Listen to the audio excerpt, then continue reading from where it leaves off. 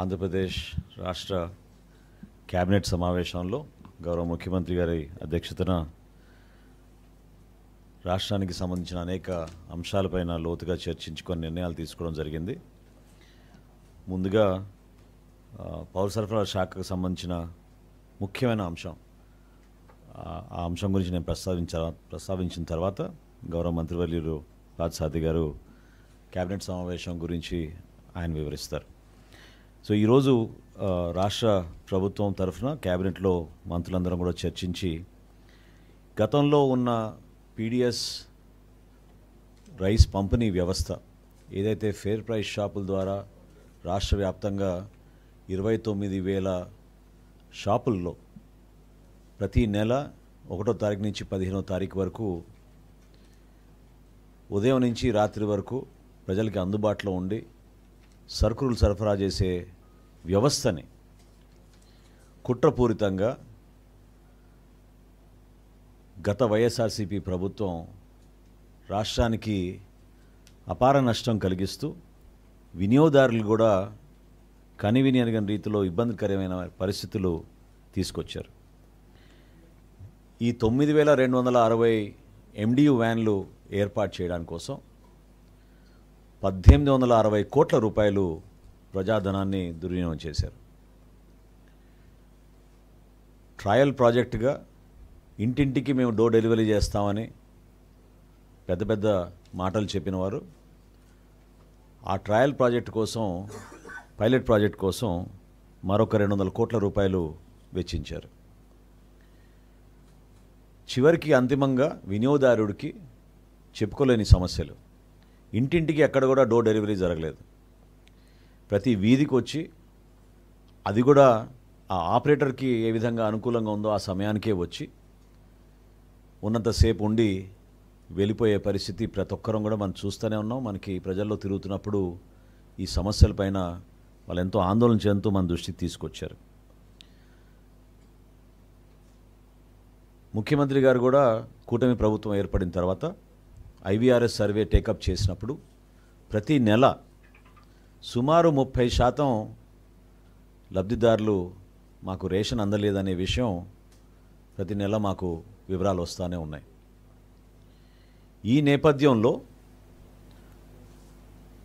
పౌర సరఫరాల శాఖ నుంచి మేము అసలు రైస్ స్మగ్లింగ్ ఏ విధంగా జరుగుతోంది, రాష్ట్ర వ్యాప్తంగా మేము అనేక ప్రాంతాల్లో తనిఖీలు చేసి పీడిఎస్ రైస్ స్మగ్లింగ్ డైవర్షన్ అనే కోణం నుంచి చూసినప్పుడు మాకు అర్థమైంది ఈ వ్యవస్థలో ముఖ్య పాత్ర పోషించింది ఈ వ్యాన్ల వ్యవస్థ తీసుకొచ్చిన తర్వాత. అంటే జవాబుదారితనం లేదు, ఒక స్పష్టత లేదు, సరుకులు తీసుకునేటి ఎవరెటు వెళ్ళిపోతున్నారో ఎవరికి తెలియని పరిస్థితి. అకౌంటబిలిటీ అనేది గతంలో ఫేర్ ప్రైస్ షాప్స్లో చాలా స్పష్టంగా ఉండేది. డైవర్షన్ జరిగినప్పుడు డిసిప్లిన్ యాక్షన్ తీసుకోవాలంటే ఫేర్ ప్రైస్ షాప్స్ ఉన్నప్పుడు ఇమ్మీడియట్గా డిసిప్లిన్ యాక్షన్ తీసుకుని స్థానికంగా ఉన్న ఒక రెవెన్యూ సిబ్బందికి ఆ బాధ్యతలు అప్పచెప్పేవాళ్ళం. ఇప్పుడు ఈ వ్యాన్ ఆపరేటర్లు వచ్చిన తర్వాత దాదాపు 288 కేసులు బుక్ చేశాం. వందల సంఖ్యలో క్రిమినల్ కేసెస్ ఉన్నాయి వీళ్ళపైన. వీరిని నియంత్రించే పరిస్థితి లేదు. పూర్తిగా వీళ్ళు ఆ సిండికేట్లో భాగస్వాములై రైస్ స్మగ్లింగ్ అనేది చాలా భారీ ఎత్తున ఆంధ్రప్రదేశ్లో ఒక వ్యవస్థను ఏర్పాటు చేసుకుని ఆ వ్యవస్థకి పూర్తి స్థాయిలో గతంలో ఏర్పాటు చేయడమే కాదు, ఒక గ్రీన్ ఛానల్ ఏర్పాటు చేసి రైస్ డైవర్షన్ అనేది చాలా లోతుగా వెళ్ళిపోయిన ప్రక్రియ. ఈ 29,000 ఫేర్ ప్రైస్ షాప్స్కి బదులు 9,260 MDU వ్యాన్లు ఏర్పాటు చేస్తే చాలా ప్రాంతాల్లో అసలు మేము ఈ రోజుకి కూడా అందించలేకపోతున్నాం. ఆశ్చర్యం ఏంటంటే 3వ రోజు కల్లా 93% రేషన్ మేము సప్లై చేసామని చెప్పి రిపోర్ట్లు పంపిస్తారు. సాధ్యం కాని పని. కానీ కేవలం డైవర్షన్ కోసం ఉపయోగించుకుంటూ దొంగ లెక్కలు చూపించి వీళ్ళు చేసిన అరాచకం మామూలు విషయం కాదు. దీనికి గతంలో 90% కార్పొరేషన్ల ద్వారా 10% లబ్ధిదారుల తరఫున ఆ రోజున ఐడెంటిఫై చేసి 10% బెనిఫిషరీ కడితే ఈ వ్యాన్ నిర్వహణ వాళ్ళకి అప్పచెప్పి దాదాపు నెలకి 27,000 రూపాయలు కార్పొరేషన్ నుంచి మేము వీళ్ళకి చెల్లిస్తూ వస్తున్నాం. ఈ వేకెన్సీస్ కూడా సుమారు 570 వ్యాన్లు ఈ రోజుకి కూడా మాకు దాని గురించి పూర్తి సమాచారం లేదు. ఎవరైతే పాపం ఎదురు చూస్తున్నారో రేషన్ వాళ్ళకి ఆ సమయానికి అందదు. ఇంకా ఆశ్చర్యకరమైన విషయం ఏంటంటే చాలామంది పాపం పనులకు వెళ్ళే వాళ్ళు కూడా పనులు మానేసుకుని ఫలానా రోజు వ్యాన్ వస్తుందని వాళ్ళు ఎదురు చూసుకుంటూ ఇబ్బంది పడే పరిస్థితులు చాలా క్లియర్గా అనేక సందర్భాల్లో మా దృష్టికి వచ్చినాయి. అంటే 3 ఫేర్ ప్రైస్ షాపులకి అనుగుణంగా ఒక వ్యాన్ని ఏర్పాటు చేశారు. తద్వారా డైవర్షన్ చాలా భారీ ఎత్తున జరిగింది. ఇది అనేక కోణాల నుంచి మేము దర్యాప్తు చేసి మాకు వచ్చిన రిపోర్ట్స్ మేరకు అదేవిధంగా ఈరోజున్న ఆర్థిక వ్యవస్థ అంటే ఇంకా మేము ఇంకొక 385 కోట్ల రూపాయలు వెచ్చించాల్సి వస్తుంది వీళ్ళ కాలం మొత్తం పూర్తి చేసుకుంటే. అయినా ఏమీ ఉపయోగం లేదు. వినియోగదారులకు ఏ విధమైన అడిషనల్ సర్వీస్ ఇవ్వలేకపోతున్నాం. ఫేర్ ప్రైస్ షాప్ అయితే 1వ తారీఖు నుంచి 15వ తారీఖు వరకు ఉదయం నుంచి రాత్రి వరకు ఓపెన్ ఉండి వినియోగదారుడు ఎప్పుడైనా వెళ్ళి ఆ షాప్కి వెళ్ళి తెచ్చుకోవచ్చు.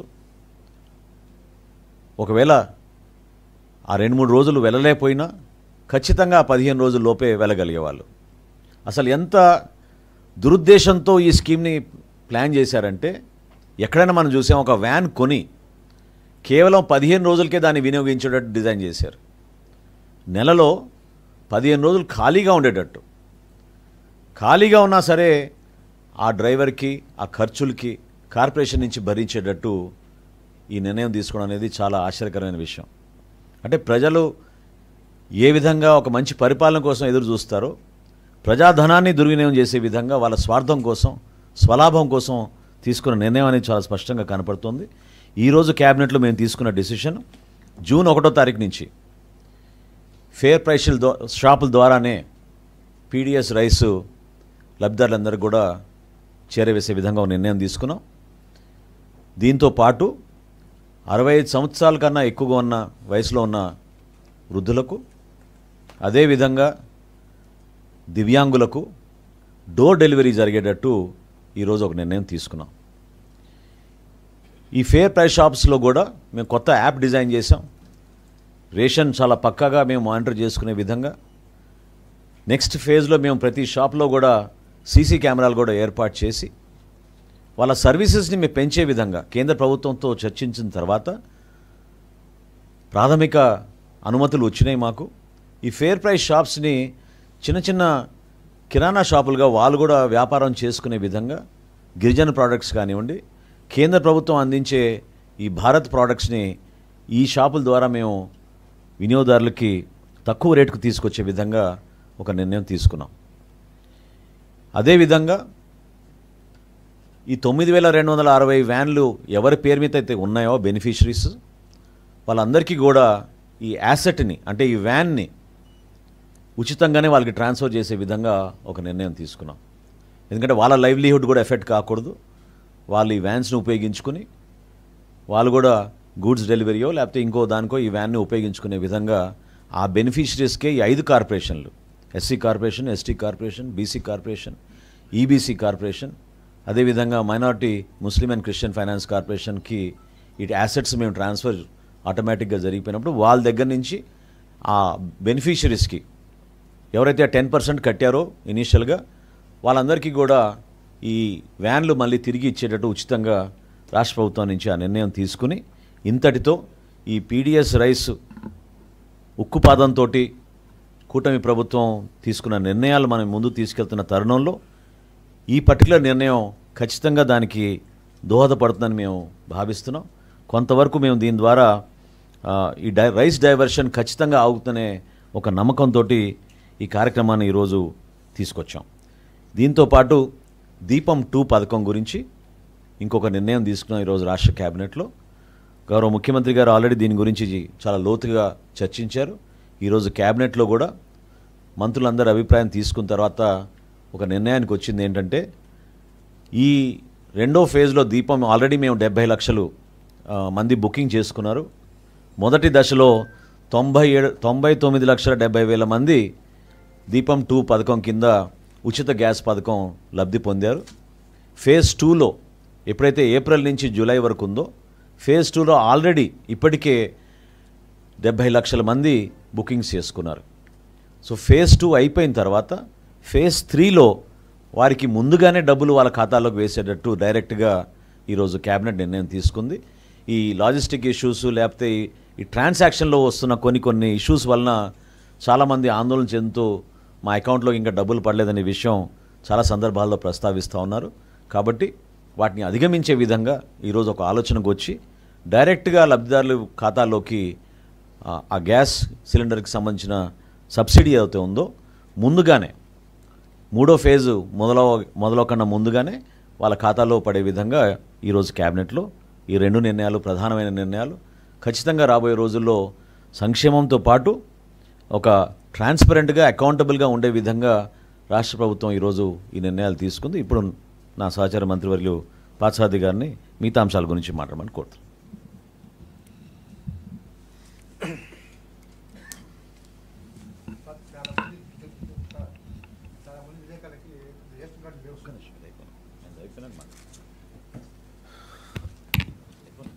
అందరికీ నమస్కారం. ఈరోజు గౌరవ ముఖ్యమంత్రి చంద్రబాబు నాయుడు గారి నాయకత్వంలో జరిగిన కేబినెట్ సమావేశంలో రాష్ట్ర అభివృద్ధికి సంబంధించి రాష్ట్ర పారిశ్రామికీకరణ గురించి వివిధ నిర్ణయాలు తీసుకోవడం జరిగింది. అందరికీ తెలిసిన విషయమే, చంద్రబాబు నాయుడు గారు, పవన్ కళ్యాణ్ గారు నాయకత్వంలో ఈ కూటమి ప్రభుత్వం యొక్క బీజేపీ నాయకత్వంలో ఈ కూటమి ప్రభుత్వం యొక్క లక్ష్యం ఈ 5 సంవత్సరాల కాలంలో దాదాపు 20 లక్షల మందికి ఉపాధి అవకాశాలు కల్పించాలి. రాష్ట్రంలోని రైతుల యొక్క సంక్షేమం కానివ్వండి, గ్రామీణ ఆర్థిక అభివృద్ధి కానివ్వండి, ఇవన్నీ సాధించాలనే లక్ష్యంతో పనిచేస్తున్న విషయం మనందరికీ తెలిసిందే. దాంట్లో భాగంగానే 15వ తారీఖున ముఖ్యమంత్రి గారి అధ్యక్షన జరిగిన ఎస్ఐబిపి మీటింగ్లో అనేక ఇన్వెస్ట్మెంట్స్కు సంబంధించిన నిర్ణయాలు తీసుకుని వాటన్నిటి ఆమోదం కోసం కేబినెట్ సమావేశంలో పొందుపరచడం జరిగింది.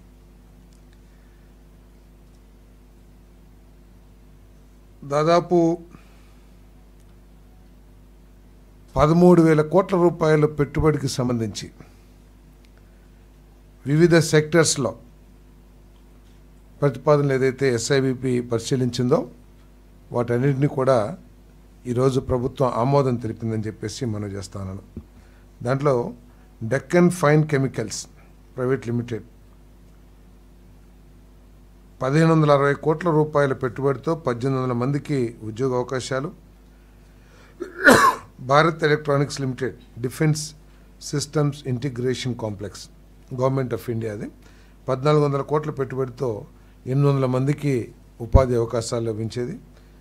PUR energy electronic vehicle manufacturing facility అంటే ఈ బ్యాటరీలు దాదాపు 7.5 లక్షల ఈ 2 వీలర్స్ ఎలక్ట్రిక్ వెహికల్స్ని మ్యానుఫ్యాక్చరింగ్ కోసం 1,786 కోట్ల రూపాయల పెట్టుబడితో 1,200 మందికి ఉపాధి అవకాశాలు లభించే విధంగా. అదేవిధంగా బ్లూజెట్ హెల్త్ కేర్ లిమిటెడ్ 2,300 కోట్ల రూపాయల పెట్టుబడితో 1,750 మందికి ఉపాధి అవకాశాలు. Jupiter renewable private limited solar cells modules తయారు చేయడానికి 2,700 కోట్ల పెట్టుబడి 2,216 మందికి ఉపాధి అవకాశాలు. దీంతోపాటు Mohan Spintex India limited ATC tyres అని 2 యూనిట్స్ ఉన్నాయి. ఇవి గత ప్రభుత్వం అంటే 2014-19 సమయంలో చంద్రబాబు నాయుడు గారు దీనికి ఇన్సెంటివ్స్ కానివ్వండి లేకపోతే ఈ నిర్మాణానికి ఆ రోజు ప్రతిపాదనలు ఆమోదించడం జరిగింది. కానీ ఇన్సెంటివ్స్ ఏదైతే ప్రభుత్వం ఇవ్వాలో దాంట్లో భాగంగా ఇండస్ట్రియల్ పాలసీలో భాగంగా గత ప్రభుత్వం అంటే వైసీపీ ప్రభుత్వం సరైన కాలంలో సరైన సమయంలో వాటిని రిలీజ్ చేయకపోవటం కానివ్వండి, అసలు ఇవ్వకపోవటం కానివ్వండి, అదేవిధంగా కోవిడ్ మూలంగా వచ్చిన లాక్డౌన్ మూలంగా ఈ ప్రాజెక్ట్ ఇంప్లిమెంటేషన్ అనేది బాగా డిలే జరిగింది. సో దాన్ని ఆ ఇంప్లిమెంటేషన్ ప్రోగ్రామ్ని పోస్ట్పోన్ చేస్తూ గతంలో ఏదైతే ఇన్సెంటివ్స్ జియో ద్వారా ఇచ్చారో 2028 వరకు కూడా పొడిగించమని రిక్వెస్ట్ చేయడం జరిగింది. మరి ఆ రిక్వెస్ట్ను కూడా ఎస్ఐబిబి ఆమోదించడం, ఎస్ఐబిబి ప్రతిపాదనల్ని మరి క్యాబినెట్ ఆమోదించడం జరిగిందని చెప్పేసి మనం చేస్తాను. ఈ factories Mohan Spintex India limited ఎవరికైతే ఇన్సెంటివ్స్ జియో ఎక్స్టెండ్ చేశారో ఇంప్లిమెంటేషన్ 2028 వరకు 482 crores ఇన్వెస్ట్మెంట్ 1525 మందికి ఉపాధి అవకాశాలు. అదేవిధంగా ATC tyres AP private limited tyre manufacturing unit 1779 కోట్ల రూపాయల పెట్టుబడితో 600 మందికి ఉపాధి అవకాశాలు లభిస్తాయని చెప్పేసి మనం చేస్తాను. అదేవిధంగా Wingtech mobile communications India private limited mobile phones తయారీ పరిశ్రమ ఈ రాష్ట్రంలో పెట్టుబడి పెట్టబోతా ఉంది. దాదాపు 1061 కోట్ల రూపాయల పెట్టుబడితో దాదాపు 10,000 మందికి డైరెక్ట్గా కానీ ఇండైరెక్ట్గా కానీ ఉపాధి అవకాశాలు లభిస్తాయని చెప్పేసి కూడా తెలియజేస్తా ఉన్నాను నేను. అదేవిధంగా ఎలీప్ కుప్పంలో 5 ఎకరాలు కేటాయించి 5 కోట్ల రూపాయల పెట్టుబడితో 1,500 మందికి ఉపాధి అవకాశాలు లభించే విధంగా ఎలీప్ని కుప్పంలో స్టార్ట్ చేస్తానికి ప్రభుత్వం నిర్ణయం తీసుకుందని చెప్పేసి మనం చేస్తాను. ఈ ఎలీప్ గాజుల రామారావు తెలంగాణలో చాలా బ్రహ్మాండంగా విజయవంతమైంది. మన ఆంధ్రప్రదేశ్లో కూడా నున్న ప్రాంతంలో అనేక ప్రాంతాల్లో పెట్టారు. మహిళల్ని ప్రోత్సహించాలని చెప్పేసి వ్యాపారవేత్తలుగా తీర్చిదిద్దాలని, మహిళలకు కూడా అన్ని రంగాల్లో సమాన అవకాశాలు కల్పించాల లక్ష్యంతో మరి మొట్టమొదటిగా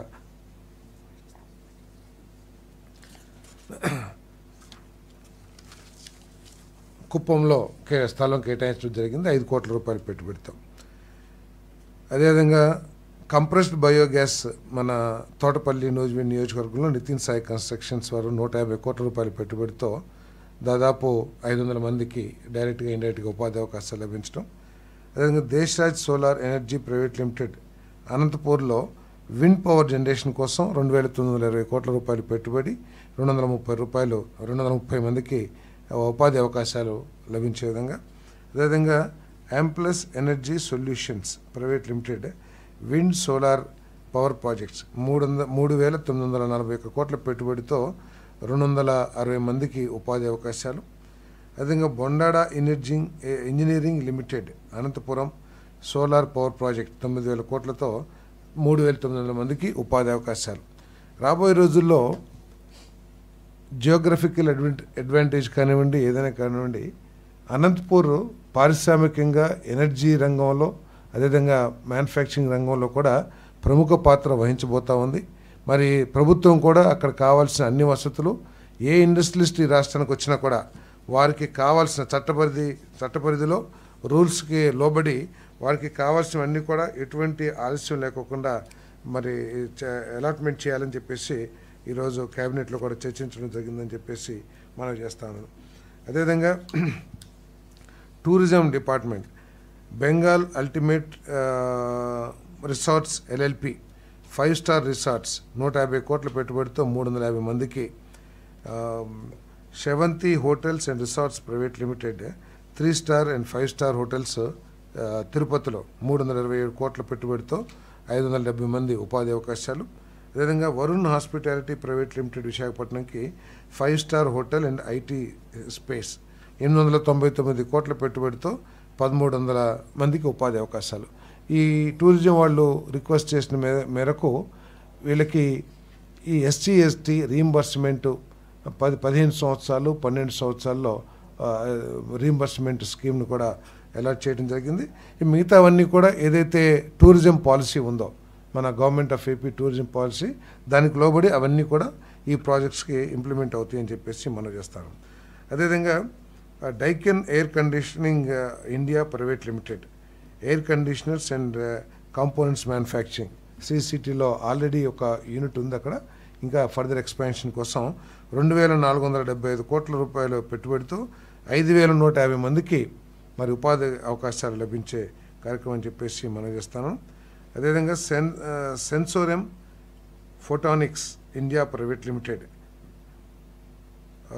infrared modules modules, packaging, contact image sensors ఇవన్నీ కూడా మ్యానుఫ్యాక్చరింగ్ చేయడానికి 1057 కోట్ల రూపాయలతో 622 మందికి ఉపాధి అవకాశాలు కల్పించే కార్యక్రమం చేయబోతుందని చెప్పేసి మంత్రిమండలికి వచ్చిన ప్రతిపాదనల్ని ఆమోదించడం జరిగిందని చెప్పేసి మనం చేస్తాను. అదేవిధంగా భోగాపురం గ్రీన్ఫీల్డ్ అంతర్జాతీయ విమానాశ్రయం అభివృద్ధికై GVIL 500 ఎకరాల భూమిని పునరుద్ధరించాలని చేసిన అభ్యర్థనకు మంత్రుల బృందం అంగీకారం తెలుపుతూ చేసిన సిఫార్సును రాష్ట్ర మంత్రిమండలి ఆమోదం తెలిపింది. ఇది మనందరికీ తెలిసిందే. విశాఖపట్నం రాబోయే రోజుల్లో భారతదేశ చిత్రపటంలోనే ఒక ప్రముఖ నగరంగా, ఒక వాణిజ్య నగరంగా, మరి అన్ని దేశంలోని ఇతర నగరాలతో కలకత్తా, బాంబే వాటితో పోటీ పడే విధంగా అభివృద్ధి చేయాలని ఐటీ సెక్టర్ని, ఇండస్ట్రీస్ని చాలా పెద్ద ఎత్తున ఈ ప్రభుత్వం విశాఖపట్నంలో ప్రోత్సహిస్తూ ఉంది. మరి భోగాపురం ఎయిర్పోర్ట్ డెవలప్ చేయాలని చెప్పేసి టీడీపీ ప్రభుత్వంలో ఆ రోజు ప్రతిపాదనలో ఆహ్వానించిన విషయం మనందరికీ తెలిసిందే. ఆ రోజు వచ్చిన ప్రతిపాదనలో GMR విశాఖపట్నం ఇంటర్నేషనల్ ఎయిర్పోర్ట్ సంస్థకి ఉన్న అర్హతలు కానివ్వండి, వారికి ఉన్న ఎక్స్పీరియన్సెస్ కానివ్వండి, వారికి ఉన్న ఫైనాన్షియల్ క్రెడిబిలిటీ కానివ్వండి, లేకపోతే స్ట్రెంగ్త్ కానివ్వండి, వీటన్నిటిని దృష్టిలో పెట్టుకుని ఆ భోగాపురం ఎయిర్పోర్ట్ డెవలప్మెంట్ని వారికి అప్పగించడం జరిగింది. దాంట్లో 2700 ఎకరాలని 2703 ఎకరాలని మరి డెవలప్ చేసి వివిధ రకాలుగా ఎయిర్పోర్ట్స్, తర్వాత ఎలైడ్ ఇన్ఫ్రాస్ట్రక్చర్ అన్నీ కూడా డెవలప్ చేయాలని చెప్పేసి వారు కోట్ చేయడం జరిగింది. కానీ తర్వాత వచ్చిన ప్రభుత్వం క్యాబినెట్లో పెట్టి 500 ఎకరాలని తగ్గించేసి డెవలప్మెంట్ చేయమంటే, ఎందుకంటే ఒక ప్రాజెక్ట్ని మనం ప్లాన్ చేసినప్పుడు దాంట్లో డిఫరెంట్ రెవెన్యూ వచ్చే విధంగా మనం ప్లాన్ చేసుకుంటూ ఉంటాము. కానీ 500 ఎకరాలు తీసేయటం మూలంగా వారు ఒరిజినల్ ప్లాన్స్ దెబ్బతింటున్నాయి, వైబిలిటీ దెబ్బతింటుందనే ఉద్దేశంతో ఆ కంపెనీ అనేక సార్లు ఆ ప్రభుత్వాన్ని కోరుకున్నా కూడా, రిప్రజెంటేషన్ ఇచ్చినా కూడా ఆ ప్రభుత్వం పట్టించుకోకపోవటం, మరి ఈరోజు మళ్ళీ ఈ ప్రభుత్వం వారికి రిప్రజెంటేషన్ని పరిగణలోకి తీసుకుని ఆ 500 ఎకరాలని తిరిగి ఇవ్వాలని చెప్పేసి నిర్ణయం తీసుకోవడం జరిగిందని చెప్పేసి మనం చేస్తాను. ఈ ల్యాండ్ ఎందుకంటే రెసిడెన్షియల్ ఏరియాస్ని డెవలప్ చేయాలి, అదేవిధంగా మెయింటెనెన్స్, రిపేర్స్ అండ్ ఓవరాలింగ్ ఈ ఫెసిలిటీస్ అన్నీ కూడా, ఇప్పుడు మనం హైదరాబాద్ ఎయిర్పోర్ట్ చూస్తున్నట్లయితే చుట్టూతా అనేక ఇన్ఫ్రాస్ట్రక్చర్ ఫెసిలిటీస్ ఉంటాయి. ఏరోప్లేన్స్ రిపేర్స్ కానివ్వండి, లేకపోతే మెయింటెనెన్స్ కానివ్వండి, హోటల్స్ కానివ్వండి, ఇవన్నీ ఉంటే కానీ ఒక ప్రాజెక్ట్ వైబిలిటీ రాదనే విషయాన్ని అందరూ కూడా గమనించాలి. దాన్ని దృష్టిలో పెట్టుకుని ఏదైతే గత ప్రభుత్వం ఉద్దేశపూర్వకంగా అనాలోచితంగా ఏదైతే 500 ఎకరాలని రద్దు చేసిందో దాన్ని తిరిగి GVIL అంటే GMR విశాఖపట్నం ఇంటర్నేషనల్ ఎయిర్పోర్ట్కి అందించాలని చెప్పేసి నిర్ణయం తీసుకుంటం జరిగిందని చెప్పేసి మనం చేస్తా ఉన్నాం.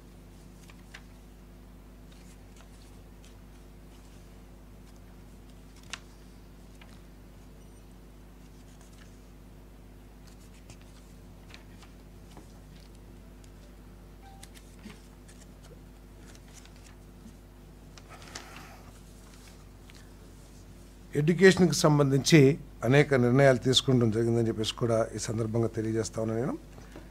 మరి బార్ కౌన్సిల్ ఆఫ్ ఇండియా వారు ఒక ట్రస్ట్ని ఏర్పాటు చేసి దాంట్లో సుప్రీంకోర్టు జడ్జెస్, మేధావులు, వివిధ రంగాల్లో నిష్ణాతులు అందరు సభ్యులుగా ఉండి వారు వివిధ ప్రాంతాల్లో ఈ లా కోర్సెస్ని డెవలప్ చేయడానికి, లా కోర్సెస్ని నేర్పించడానికి యూనివర్సిటీస్ని స్థాపించిన విషయం మనకి తెలిసిందే. మరి వారు మన రాష్ట్రంలో అమరావతిలో మరి లా యూనివర్సిటీని ఏర్పాటు చేయడానికి ముందుకు రావడం జరిగింది. వారికి కావాల్సిన మరి ల్యాండ్ అవన్నీ కూడా ఏర్పాటు చేయడానికి ఏదైతే ప్రతిపాదన వచ్చిందో ఆ ప్రతిపాదనని క్యాబినెట్ ఆమోదించిందని చెప్పేసి నేను మనవి చేస్తా ఉన్నాను. నేను దీంట్లో ఈ కాలేజీ పెడతాం మూలంగా 20% స్టూడెంట్స్, తెలుగు ఆంధ్రప్రదేశ్ స్టూడెంట్స్కి అవకాశాలు కల్పించడం కూడా జరుగుతుందని చెప్పేసి నేను మనవి చేస్తాను. ఈ యూనివర్సిటీ ఏర్పాటు చేయటం మూలంగా మన ఆంధ్రప్రదేశ్లో కూడా మంచి నైపుణ్యం, ఈ లీగల్లో నైపుణ్యం వచ్చే విధంగా స్టూడెంట్స్ని తయారు చేయడం కానివ్వండి, నేషనల్ లెవెల్లో మంచి లాయర్స్ని తయారు చేస్తానికి ఇది ఉపయోగపడుతుందని చెప్పేసి కూడా నేను మనవి చేస్తాను. అదేవిధంగా doctor BR Ambedkar open university ఏదైతే ఉందో ఇది 10th షెడ్యూల్లో ఉంది మన విభజన చట్టం ప్రకారం. అది 2024 వరకు కూడా మరి హైదరాబాద్లో ఉన్న doctor BR Ambedkar university headquarters నుంచే మన ఆంధ్రప్రదేశ్లో కూడా కార్యకలాపాలు నిర్వహించబడతా ఉన్నాయి. మరి 2024 తర్వాత ఇక్కడ స్టూడెంట్స్ని చేర్పించుకోము, ఇక్కడ నుంచి ఇక్కడ యాక్టివిటీస్ పెట్టమని చెప్పేసి చేయలేము అని చెప్పేసి చెప్పిన మీట మరి డాక్టర్ బిఆర్ అంబేద్కర్ ఓపెన్ యూనివర్సిటీని ఏలూరు సమీపంలో ఏర్పాటు చేయడానికి ఏదైతే ప్రతిపాదన ఉన్నత విద్యాశాఖ ప్రతిపాదన చేసిందో దాన్ని క్యాబినెట్ ఆమోదించిందని చెప్పేసి నేను మనవి చేస్తాను. నేను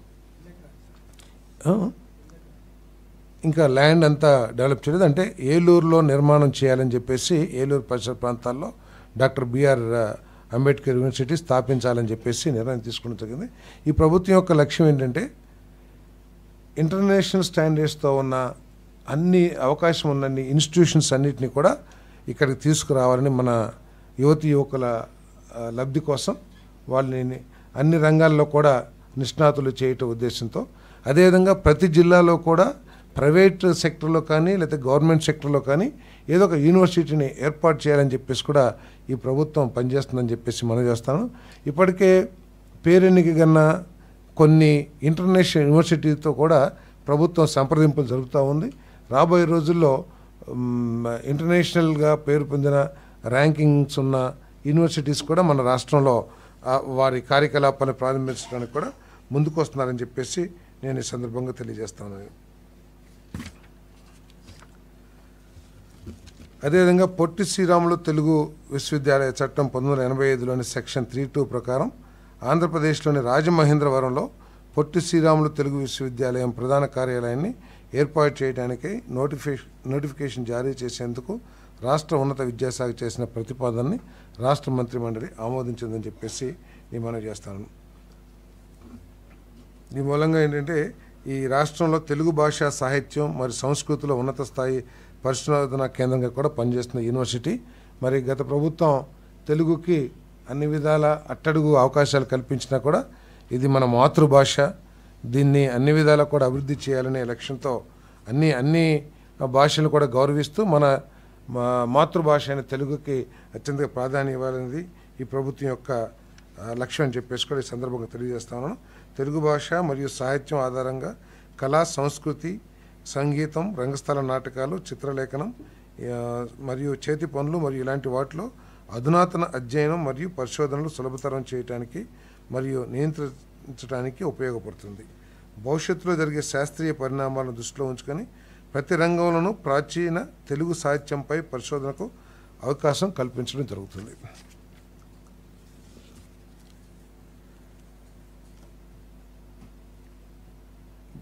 భారత ఉన్నత న్యాయస్థానం సుప్రీంకోర్టు జారీ చేసిన ఉత్తర్వులకు అనుగుణంగా 1136 SGT మరియు 1124 పాఠశాల సహాయకుల పోస్టులు మొత్తం 2260 ఖాళీగా ఉన్న అదనపు పోస్టులుగా మార్చుతూ 15/4/2025న పాఠశాల విద్యాశాఖ జారీ చేసిన GOMS నెంబర్ 30ను ధృవీకరించేందుకు చేసిన ప్రతిపాదనకు రాష్ట్ర మంత్రిమండలి ఆమోదం తెలిపింది. ఈ డిజేబిలిటీస్లో ఇటీవల ఇతర రాష్ట్రానికి సంబంధించి ఒక సుప్రీంకోర్టులో కేసులో 9 ఈ డిజేబిలిటీస్కి సంబంధించి స్పెషల్ ఇన్స్ట్రక్టర్స్ని అపాయింట్ చేయాలని చెప్పేసి ఒక జనరలైజ్డ్ ఆర్డర్ పాస్ చేసింది. ఆ ఉత్తర్వుల్ని, ఆ జడ్జిమెంట్ని అన్ని రాష్ట్రాలు కూడా అమలు చేయాలని చెప్పేసి కూడా ఆ జడ్జిమెంట్లో పేర్కొన్న విషయాన్ని దృష్టిలో పెట్టుకొని మరి ఈ 2260 పోస్టులని కూడా నింపే కార్యక్రమం చేస్తామని చెప్పేసి కూడా ఈ సందర్భంగా తెలియజేస్తాను. ఆంధ్రప్రదేశ్ రిజిస్ట్రేషన్ చట్టం 1905లోని 22A నిషేధ జాబితాలో ప్రభుత్వం కేటాయించే ఎండోమెంట్స్ కానివ్వండి, వక్ఫ్ భూములు చట్టవిరుద్ధ బదిలీని ఇప్పుడు ఇల్లీగల్గా రిజిస్ట్రేషన్ జరిగిపోయి ఉంటాయి. వాటిని ఇల్లీగల్ ఉండే ఎండోమెంట్స్ ల్యాండ్స్ కానివ్వండి, వక్ఫ్ ల్యాండ్స్ కానివ్వండి, లేకపోతే ప్రభుత్వ భూములు కానివ్వండి, దొంగ డాక్యుమెంట్స్తో లేకపోతే రకరకాల వీటితో ఇల్లీగల్ రిజిస్ట్రేషన్ చేసినప్పుడు దాన్ని క్యాన్సిల్ చేసే అధికారం ప్రభుత్వ అధికారులకు ఉంటుంది. ఆ విధంగా రిజిస్ట్రేషన్ క్యాన్సిల్ చేసినప్పుడు ఏదైతే ఫీజు కట్టాలో ఆ ఫీజుని రద్దు చేస్తూ రెవెన్యూ శాఖ మినహాయింపు ఇవ్వడానికి రెవెన్యూ శాఖ చేసిన ప్రతిపాదనకు రాష్ట్ర మంత్రిమండలి ఆమోదం తెలిపింది. ఈ సందర్భంగా ముఖ్యమంత్రి గారు ప్రత్యేకంగా రెవెన్యూ సమస్యల గురించి కూడా ప్రస్తావించడం జరిగింది. ఏదైతే పాస్ పుస్తకాలు కానివ్వండి, 22Aకి సంబంధించిన కానివ్వండి, మరి ఏదైతే గ్రూప్ ఆఫ్ మినిస్టర్స్ ఉన్నారో వారు వాటిని త్వరితగతిన వాటిని సాల్వ్ చేయాలి, ప్రజలు కొంత ఇబ్బంది పెడుతున్నారనే విషయాన్ని కూడా మరి ముఖ్యమంత్రి గారు ప్రస్తావించడం జరిగిందని చెప్పేసి మనం చేస్తాను. వైఎస్ఆర్ జిల్లాలోని బొమ్మాయిపల్లి గ్రామంలో 1000 megawatt pump storage hydro power project స్థాపనకు జియోఎంఎస్ నెంబర్ 12 ప్రకారం ఎకరానికి 5 లక్షల చొప్పున 41.99 ఎకరాల ప్రభుత్వ భూమిని అదానీ గ్రీన్ ఎనర్జీ లిమిటెడ్కు బదిలీ చేయడానికి రాష్ట్ర రెవెన్యూ శాఖ చేసిన ప్రతిపాదన రాష్ట్ర మంత్రి మండలి ఆమోదించింది. అదేవిధంగా అదే అదానీ గ్రీన్ ఎనర్జీ లిమిటెడ్ మరి సత్యసాయి జిల్లా పెద్దకొల్లు గ్రామంలో 500 megawatt pump storage hydro power project అభివృద్ధికి జియోఎంఎస్ 12 ప్రకారం ఎకరానికి 5 లక్షల చొప్పున 12.87 ఎకరాల బదిలీ చేయడానికి రాష్ట్ర రెవెన్యూ శాఖ చేసిన ప్రతిపాదన కూడా రాష్ట్ర మంత్రిమండలి ఆమోదించింది అని చెప్పేసి మనం చేస్తాను. అదేవిధంగా ఎస్పీఎస్ఆర్ నెల్లూరు జిల్లా ముతుకు మండలం పైనాపురం గ్రామంలో పారిశ్రామిక పార్కు స్థాపనకు 615.98 ఎకరాల భూమిని ఏపీఐసికి ఉచితంగా కేటాయించడానికి రాష్ట్ర రెవెన్యూ శాఖ చేసిన ప్రతిపాదన రాష్ట్ర మంత్రిమండలి తెలిపిందని చెప్పేసి మనం చేస్తాను.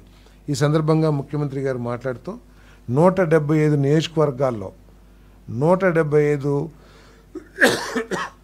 మరి పార్కులు, ఇండస్ట్రియల్ పార్క్స్ని ఏర్పాటు చేయాలని చెప్పేసి ముఖ్యమంత్రి గారు చాలా స్పష్టంగా చెప్పడం జరిగింది.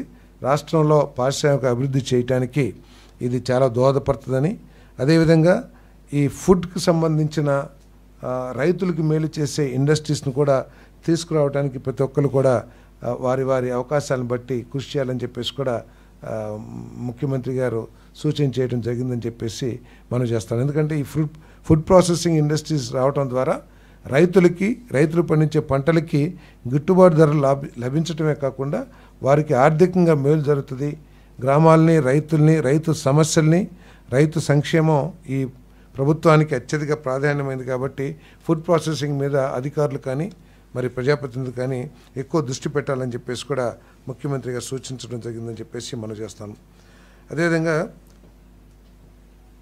Employees state insurance corporation Kurnool జిల్లా బి తండ్రపాడులో ఏదైతే కాస్ట్ కోతో అంటే ధరకి భూమి కేటాయించారో ఆ విధంగా వారు ఒప్పుకోకపోతే మరి గుంటూరు జిల్లాలో ఈఎస్ఐసి ఆసుపత్రి స్థాపనకై అనుసరించిన విధానాన్ని కర్నూలు జిల్లాలో బి తండ్రపాడు గ్రామంలో కూడా, అంటే కర్నూలులోనేమో కాస్ట్కి ల్యాండ్ అలాట్ చేశారు ఈఎస్ఐసికి, కానీ అంతకుముందు గుంటూరు జిల్లాలో ఫ్రీగా ఇచ్చారు ల్యాండ్. సో అదే విధానాన్ని మాకు కావాలని చేస్తే ఇది గవర్నమెంట్ ఆఫ్ ఇండియాకి సంబంధించింది కాబట్టి మరి దాన్ని ఆమోదించడం జరిగింది. ఏదైతే పాలసీ గుంటూరులో అడాప్ట్ చేశారో అదే పాలసీని చేయడం జరిగిందని చెప్పేసి మనం చేస్తాం. అదేవిధంగా గత ప్రభుత్వం అందరికీ తెలిసిందే, దౌర్జన్యకర పరిస్థితులు, అరాచకాలు, కొన్ని నియోజకవర్గాల్లో రాజకీయ కక్షలతో ఏ విధంగా మనుషుల్ని, ప్రతిపక్ష నాయకుల్ని హతమార్చింది మనందరం కూడా చూసాం. దీంట్లో ప్రత్యేకంగా తోట చంద్రయ్య కేవలం ఒక నాయకుడి పేరుని చెప్పమని ఒత్తిడి చేసి అది చెప్పకపోవటం మూలంగా దారుణంగా పబ్లిక్ ప్లేస్లో హతమార్చిన విషయం ఈ రాష్ట్ర ప్రజలందరూ కూడా చూశారు. సో మరి వారి కుమారుడు తోట వీరాంజనేయులకి శాశ్వత ఉద్యోగం కల్పించేందుకే సంబంధిత నియమాలు, చట్ట నిబంధనలు సవరించేందుకు సాధారణ పరిపాలన శాఖ చేసిన ప్రతిపాదనకు రాష్ట్ర మంత్రిమండలి ఆమోదం తెలిపింది. గతంలో కూడా ఈ ఎక్స్ట్రీమిస్ట్ కిల్లింగ్స్ కానివ్వండి, లేదా పోలీస్ ఫైరింగ్లో చనిపోయిన వారికి కానివ్వండి, అనేక సందర్భాల్లో ఉద్యోగ అవకాశాలు కల్పించడం జరిగింది. మరి ఉన్నతాధికారులు చనిపోయినా కూడా ఉద్యోగ అవకాశాలు కల్పించడం. అదే లైన్లో మరి పొలిటికల్ వెంజెన్స్తో, కేవలం రాజకీయ కక్షలతో పబ్లిక్ ప్లేస్లో అతి దారుణంగా చంపబడిన చంద్రయ్య గారి కుమారుడికి తోట వీరాంజనేయులకి శాశ్వత ఉద్యోగం కల్పించడం కోసం చేసిన ప్రతిపాదనని మంత్రిమండలి ఆమోదించిందని చెప్పేసి మనం చేస్తాము.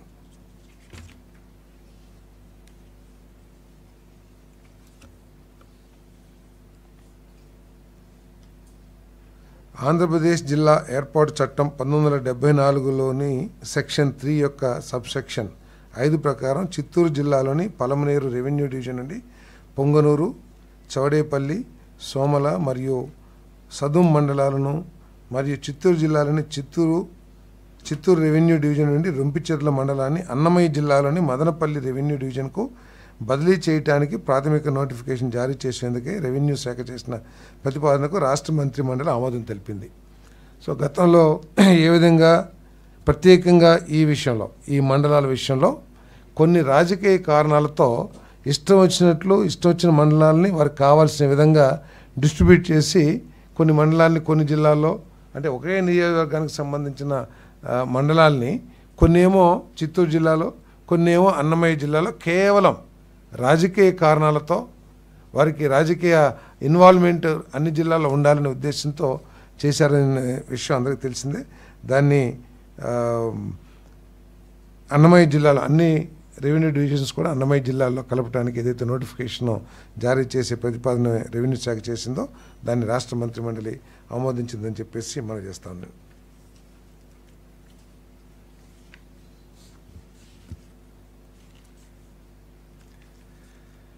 Quantum valley project, hitech city అనగానే లేదు సైబర్ సిటీ అనగానే గుర్తుకొచ్చేది ఈ దేశంలో చంద్రబాబు నాయుడు గారు. ఇప్పటికి కూడా హైదరాబాదులో ఈ జనరేషన్ అందరూ కూడా రాష్ట్రం విభజించబడ్డా ఈ రాష్ట్రానికి సంబంధించిన వారి అయి ఉన్నా అవ్వకపోయినా, అంటే తెలంగాణ యువకులు కూడా అందరూ ఏకగ్రీవంగా ఒప్పుకునేది రాజకీయాలకు అతీతంగా హైటెక్ సిటీ, సైబర్ సిటీ ఇవన్నీ కూడా చంద్రబాబు నాయుడు గారి చేసిన కృషి అని చెప్పేసి ప్రతి ఒక్కళ్ళు కూడా ఒప్పుకుంటూ ఉంటారు. అంతేకాదు మన సామాన్య ప్రజానీకం ఒప్పుకుంటమే కాదు, సాక్షాత్తు ఈ దేశ ప్రధానమంత్రి గారు కూడా ఈ టెక్నాలజీకి సంబంధించి, ఐటీకి సంబంధించి ఇవన్నీ కూడా నేను చంద్రబాబు నాయుడు గారి దగ్గర నేర్చుకున్నాను అని ఓపెన్గా డాష్ మీద చెప్పారని పబ్లిక్ మీటింగ్లో. మరి చంద్రబాబు నాయుడు గారి ఆలోచన, దురదృష్టి ఏంటో కూడా మరి ఈ దేశ ప్రజలందరూ కూడా అర్థమైందని చెప్పేసి మనం చేస్తాను. సో ఆయన మధ్యలో నుంచి వచ్చిన కొత్త ఆలోచన ఈ రాష్ట్రాన్ని, ఆంధ్రప్రదేశ్ని క్వాంటమ్ టెక్నాలజీస్లో మళ్ళీ దేశంలో నెంబర్ 1గా నిలిపేందుకు ఆయన కృషి ప్రారంభించారని చెప్పేసి నేను మనవి చేస్తున్నాను.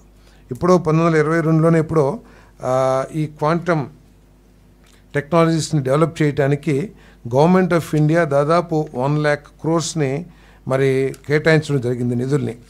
మరి మనందరికీ తెలిసిందే, ఏ అవకాశం వచ్చినా కూడా మన ముఖ్యమంత్రి చంద్రబాబు నాయుడు గారు వదులుకోవడానికి సిద్ధపడ్డు. ఏ అవకాశం వచ్చినా కూడా దాని ద్వారా వచ్చే ఫలితాలని మన రాష్ట్ర ప్రజలకి అందించాలనే తాపత్రయంతో ఉంటాడనే విషయం ఈ రాష్ట్ర ప్రజలందరూ కూడా బాగా తెలిసిందే.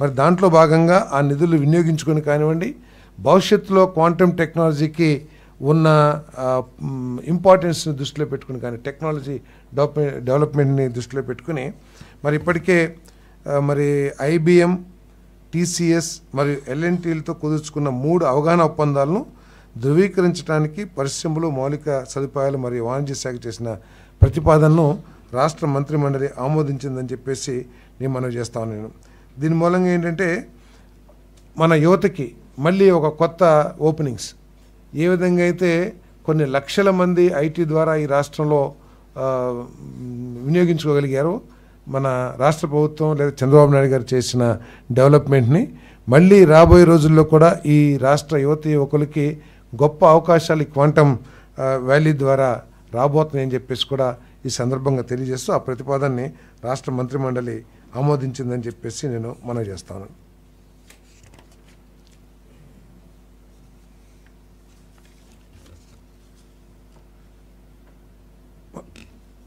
రవాణా వాహనాలకు సంబంధించి గ్రీన్ ట్యాక్స్ రేట్ మనందరికీ కూడా తెలుసు. గత ప్రభుత్వంలో ఇది కేంద్ర ప్రభుత్వం రూల్స్ అయినా కూడా లారీ ఓనర్సు, అదేవిధంగా ట్రాక్టర్ ఓనర్సు, ఈ ట్రాన్స్పోర్ట్ వాళ్ళందరూ కూడా చాలా ఆందోళన చేస్తూ ఉండేవాళ్ళు. ఈ గ్రీన్ ట్యాక్స్ విపరీతంగా వేస్తున్నారని చెప్పేసి. మరి పక్క రాష్ట్రం తెలంగాణలో ఇప్పటికే తగ్గించడం జరిగింది ఈ గ్రీన్ ట్యాక్స్ని.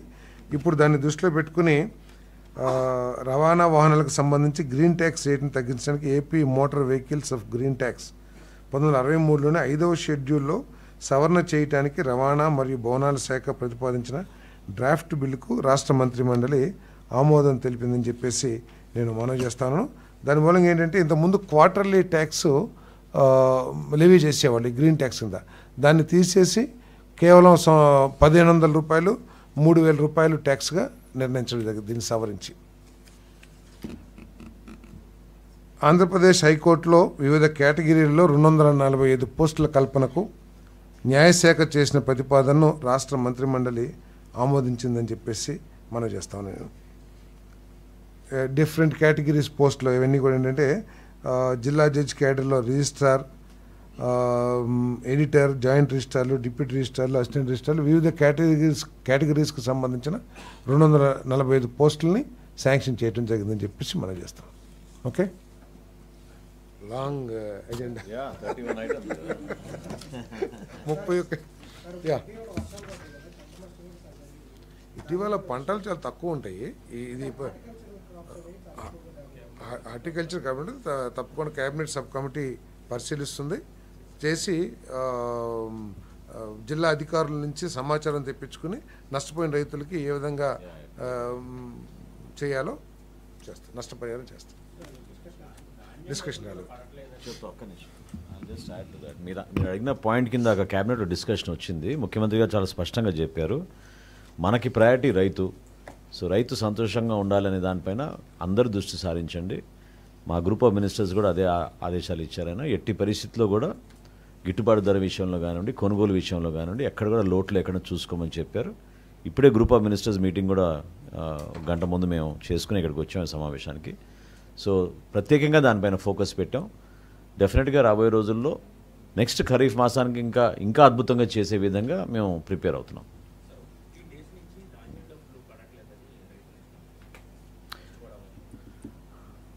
అంటే రబీ మాసంలో మొన్న అకాల వర్షాల వలన చాలా ప్రాంతాల్లో ఎక్కడికక్కడ ధాన్యం కొనుగోలు చేయమని ఇమీడియట్గా ఇన్స్ట్రక్షన్స్ ఇవ్వడం జరిగింది. రైతు సహాయ కేంద్రాల్లోనూ రైస్ మిల్లర్స్ దగ్గర నుంచి వచ్చిన ఆ లెక్కలు కన్సాలిడేట్ చేసుకున్న తర్వాత రీకన్సిలేషన్ అయిన తర్వాత ఖచ్చితంగా మేము డబ్బులు వాళ్ళ ఖాతాలోకి పెడతాం. గతంలో మేము మెయింటైన్ చేసిన స్టాండర్డ్కి అనుగుణంగానే మేము ముందుకెళ్తున్నాం, ఇబ్బంది లేదు. 6 నెలల్లో ఎగ్గొట్టింది పోయిన ప్రభుత్వం. ఈ ప్రభుత్వంలో ఎక్కువ శాతం ధాన్యానికి 24 గంటలు లేకపోతే 48 గంటల్లో డబ్బులు పడి ఎప్పుడైనా చూసాం అసలు మనం? దేశంలో ఎక్కడైనా ఈ విధమైన ధాన్యం కొనుగోలు విధానం ఎక్కడ ఉంది? కాదు, దేశంలో ఎక్కడైనా అంటే ఏదో కాయలున్న చెట్టుకి రాళ్ళు పడతాయని ఏమి చేయని వాళ్ళకి లేదా కాయలు లేని చెట్టుకి ఏమి దాని మొహం చూడరు. కానీ చేసే వాళ్ళని తప్పకుండా రైతులు చాలా హ్యాపీగా ఉన్నారు. ముఖ్యమంత్రి గారు అనేక సందర్భాల్లో కూడా చెప్పారు, మొన్న అధిక వర్షాల్లో కూడా తడిసిపోయిన ధాన్యం ఉంటే ఎక్కడ కూడా ఒక గింజ వదులుకోకుండా తడిసిన ధాన్యాన్ని కూడా కొనండి. తక్కువ డ్యామేజ్ అయితేనేమో మన రాష్ట్ర ప్రభుత్వమే భరిస్తుంది, ఎక్కువ డ్యామేజ్ అయితే కేంద్ర ప్రభుత్వాన్ని రిక్వెస్ట్ చేద్దామని చెప్పేసి అంత స్పష్టంగా చెప్పి అప్పటికప్పుడు మొత్తం ధాన్యాన్ని ఎక్కడ కూడా కొంతమంది కావాలని పేపర్లు ఫోటోల కోసం వానపడంగానే పొద్దున్నే వెళ్ళిపోయి ఏంటి ధాన్యం అన్న మొదలుపెట్టారు. కానీ ప్రభుత్వం ఎప్పుడు కూడా అప్రమత్తత ఉంటుంది, రైతుకి ఏ నష్టం రాకుండా చూడాలనే తాపత్రయంతో ఈ ప్రభుత్వం ఉంటుంది.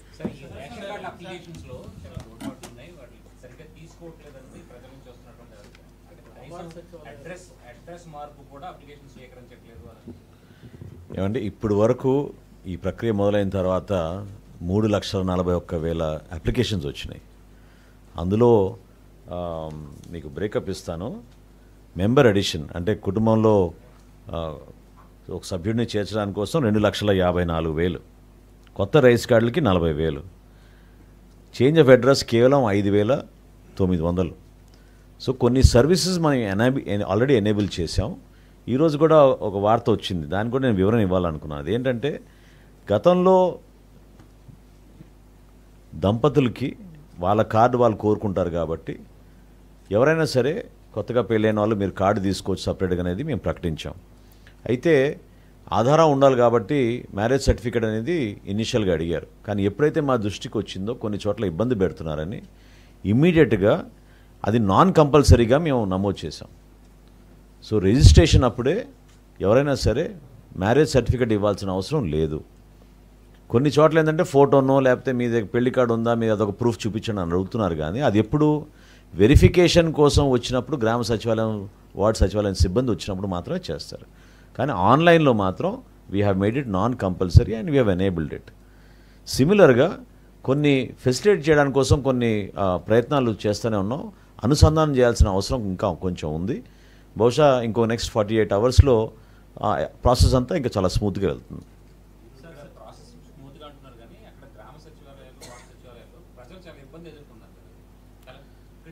వచ్చినాయి, మా దృష్టికి కూడా వచ్చినాయి. డెఫినెట్గా వచ్చినాయి. ఎందుకంటే ఒకేసారి ఒత్తిడి ఎక్కువ ఉంది, కొంచెం సమయం పడుతోంది. సర్వర్ కూడా చాలా సందర్భాల్లో టెక్నికల్గా కొన్ని సమస్యలు ఉన్నాయి. వీటన్నిటిని మా కమిషనర్ గారు చూసుకుంటున్నారు. I'm positive in the next 24 to 48 hours దీన్ని ఒక కొలిక్కి తీసుకురాగలుగుతాం. ఇబ్బంది కలగకుండా మేము చేస్తాం. టైం ఇస్తాం. ఆల్రెడీ ఎప్పుడు కూడా గతంలో వినండి ఒక్క నిమిషం. ఏం లేదండి. ఇప్పుడు మేము కొత్త కార్డ్స్ ప్రింటింగ్ చేసి ఇష్యూ చేస్తున్నప్పుడు కూడా మళ్ళీ మీకు అవకాశం కల్పిస్తాం. అందులో ఏం లేదు. చేర్పులు మార్పులు అనేది సహజం. It's an ongoing exercise.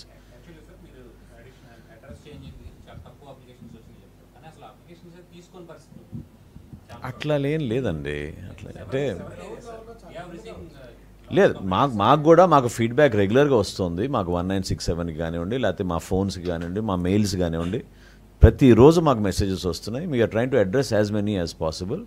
I will give you another clarification within 48 hours. తప్పకుండా మీకు సిస్టమ్ స్ట్రీమ్లైన్ చేస్తున్నాం. కొన్ని టెక్నికల్ ఇష్యూస్ ఉన్నాయి, అది అవ్వగానే ఇంకా మీకు స్ట్రీమ్లైన్ చేస్తాం.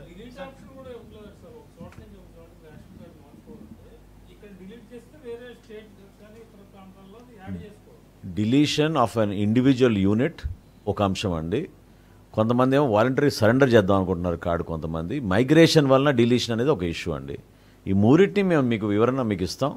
మేము ఎనేబుల్ చేసాం, అది చెప్తాం మీకు వివరాలు.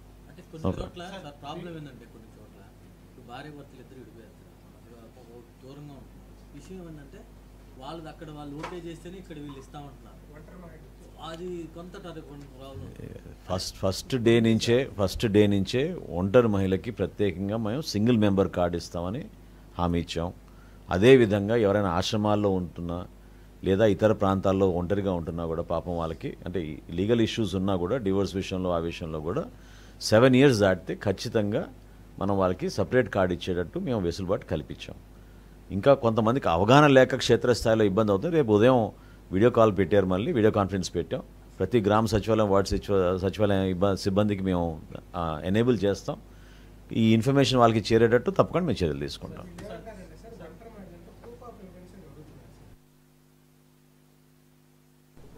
అంటే బేసికల్గా రైస్ కార్డ్ అనేది రిక్వైర్స్ డాక్యుమెంటేషన్. ఎందుకంటే ఇదే కదా ఈరోజు వాడే ఐడి కార్డు కదండి. సో ప్రతిదానికి ఒక అనుసంధానం చేసుకోవడానికి ఒక అనుబంధం డాక్యుమెంట్ లేకుండా ఏ విధంగా చేయగలుగుతారు. అయినా ఇప్పుడు మేము ఏం చేసామంటే సచివాలయ సిబ్బంది ఇంటికి వచ్చినప్పుడు వెరిఫికేషన్ చేస్తే సరిపోతుంది అనేది ఒక నిర్ణయం తీసుకున్నాం. So we're not insisting on physical documents. కానీ మీ ఇంటికి వచ్చి చెక్ చేసినప్పుడు మీరు ఒంటరిగా ఉన్నారా లేదా, లేకపోతే మీరు కొత్తగా పెళ్ళైందా లేదా, ఈ వివరాలు ఖచ్చితంగా తెలుస్తాయి. కాబట్టి వాళ్ళని నమోదు చేయమని చెప్పడం జరిగింది.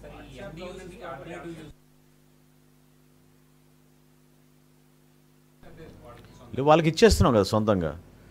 ఈ యాసెట్ని ఈ వ్యాన్ని యాజ్ ఇట్ ఈస్గా వాళ్ళకి ట్రాన్స్ఫర్ చేసి ఇచ్చేస్తున్నాం ఫ్రీ ఆఫ్ కాస్ట్. వాళ్ళే దాన్ని వాడుకోవచ్చు, వాళ్ళ హ్యాండ్ ఓవర్లోనే ఉంటుంది. వాళ్ళు ఎటువంటి కార్యక్రమాలు చేయాలనుకున్నా గుడ్ సర్వీసెస్ గాను ఇంకేదైనా దే కెన్ డెఫినెట్లీ యూస్.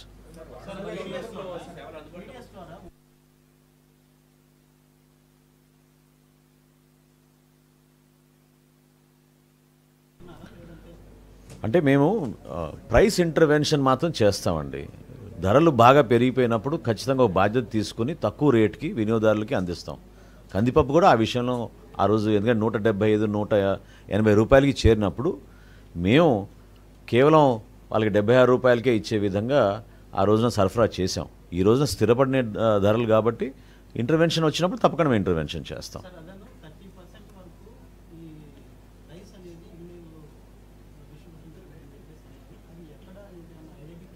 కాదండి, కాదు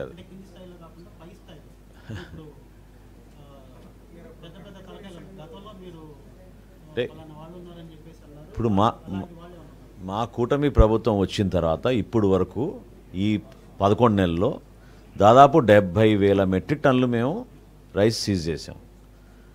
70,000 metric tons. So diversion of rice జరుగుతుందనేది ప్రాథమికంగా నిర్ధారించుకున్నాం. క్షేత్రస్థాయిలో వెళ్ళినప్పుడు కూడా మాకు సమాచారం, మేము ఇన్స్పెక్షన్ జరిగినప్పుడు మాకు దొరికింది అది. సో ముఖ్యమంత్రి గారికి ఆఫీస్ నుంచి చేసే ఈ IVRS సర్వే ద్వారా కూడా దాదాపు 30% మంది మాకు రైస్ అందలేదు అనే విషయం వాళ్ళు ప్రతి నెల మాకు వస్తున్న సర్వేలో వస్తున్న రిపోర్ట్. సో దాన్ని కూడా బేస్ చేసుకుని the lot of pilferage is happening, rice diversion జరుగుతుందనే నిర్ధారణకు వచ్చాం. చెప్తాను మీకు 3 సేవలు వచ్చినాయి, మిగతా మీకు చెప్తాను.